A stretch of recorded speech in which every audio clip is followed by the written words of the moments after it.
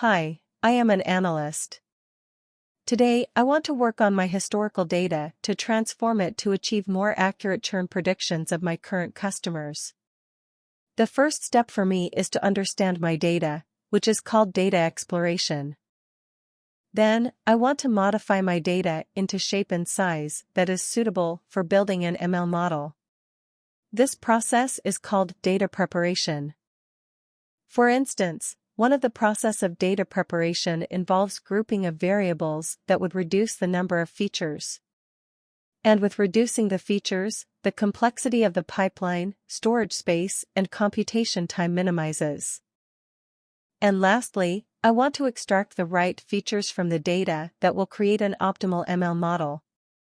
This is called feature engineering. Since we already demonstrated AutoFE in the overview video, I will show you manual FE. Further, applying a feature engineering to a model eliminates potential risks of overfitting a model. These discussed activities would give a better understanding of the data I am handling and also increase the quality of my data. I can then pass on my transformed data to the team. And this would allow them to build efficient machine learning models. Now, I will create a data pipeline to transform the data, using NexusMax AI services for web and with no code. For this, I will first open NexusMax from my browser. I can either create a new project or choose an existing project. I will then create a pipeline. Here for my data exploration and preparation process, I will choose a data pipeline per the choices given here and name the resource. I will now move on to my data pipeline. In the next page, an empty canvas is visible. I will first arrange each phase of my pipeline by dragging and dropping required widgets and connect them all in sequence. Firstly, I will choose a resource for which I would like to explore and transform. For this, I will click on the source widget and click on the sources present on the ribbon to choose type of source that I want to upload. Here, I have an option to source file from Hadoop, SQL, local store, and more. For my current pipeline, I will source customer churn data from the local store. Further, I will drag and drop data preparation under data transformations in the menu present on the ribbon. And for the final stage, to source the transformed data, I will choose a sync. I have many options to choose from. Here, I am using NexusMax platform to store the data. I will now connect all the phases of my pipeline and configure each phase. To start with, I will first upload my source data from my local store. I will now move to my data exploration by clicking on Explore. My sample data will be loaded in the next page. In this page, I can get a bird's eye view of my data. And here, I can verify if the desired data was fetched or not and also comprehend the composition of my data. Next, I will toggle to Summary. Here, my data will be summarized. With this feature, I can visualize required features, explore the complexity of the data, and curate a story at faster pace. As I scroll down, I can explore each feature of my dataset and also check how the features are conducting, which could lead to take a decision to drop variables that may not be suitable for machine learning model training. For instance, the gender feature here is not biased to a category. However, most of the records of senior citizen is populated with one category. I will further take a grouped opinion, whether to drop the latter attribute or not. I will also look out for distinct values. This could also be a useful metric, since if a categorical variable with more distinct values could be a red flag. Additionally, there are also missing values and corresponding percentages. This once again gives an opportunity to make a decision if I will need to drop the variable or fill with an appropriate value. Further, I will click on Toggle Details for a more detailed univariate statistical analysis of a continuous data. For this case in total charges, I will try to understand certain trades such as skewness in my feature to take further action by replacing data with more reliable entries. I will also observe the column distribution and variation on clicking on tabs provided in detailed explanation. Moving on, I can also perform bivariate analysis using other statistical metrics such as correlation of customers' behavior with each other, using heat map, as this will affect the performance of predicting target variable. I can use this analysis to reduce the shortcomings of correlation on model training. And, once again, I can visualize the missing values with bar charts that can give me a holistic picture of each feature ranking with others. I can also apply functions to my existing data using NexusMax AI for web by clicking drill down. As you can see, I am navigated to a different page. For applying the functions, I will click the left corner of the page. You can see various functions of drill down that can be used to handcraft a narrative about the data with its tools such as custom filter, describe, correlations, feature analysis, and more. The drill down also combines various aggregate functions in one platform. For instance, on clicking Summarize Data, I get options to group variables with respect to an aggregate using Group By. With this, I can understand the significance of each category of a variable against other features. On clicking Group B, I am once again taken to a new page. And here you can see, my label variable almost has equal distribution of male and female customers. I can later load the filtered data and even click on Code Export to use this code for other instances. Going back to my main drill down page, I will apply aggregate functions by clicking Data Frame Functions.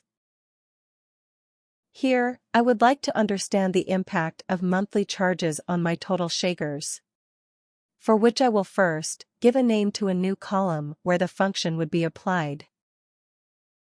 Next, to apply the function, I will choose the appropriate columns and function. As I am calculating the percentage of significance of monthly charges of total charges, I will select both the columns. I will then click Create to create a new column and apply the function. As you scroll to the right of the page, you can see the new column is displayed on the screen. Similarly, there are many other functions that I can apply with much complex scenarios at ease. Moving to my next feature of data exploration is Prediction Power Score. To access it, I will toggle to the next tab. PPS is a more powerful tool to understand the correlation between not just the continuous data but also the categorical data. Similar to how I could note all the correlations in my summary, I can also grab the values from here. But PPS deals with more complicated algorithms and evaluation metrics to produce the output. Once I explore my data, I will click Next to configure and store the data. My data is now getting stored and the default configuration of next stage is loading. In the next stage, which is the data preparation stage, the initial step is to mention variables names of date-time data type. Then, I will click on Configure Data Preparation to configure the stage. In this stage, prior to feeding the raw data to train the model, I will provide an opportunity to the team to work with more refined data by applying relevant functions. Firstly, I can visualize the following features. Graph of each feature with each of its category. Percentage of missing values. I can also view the statistical inferences of a feature with real numbers. And I also have an option to view outliers of each feature. Next, I will apply functions to the features.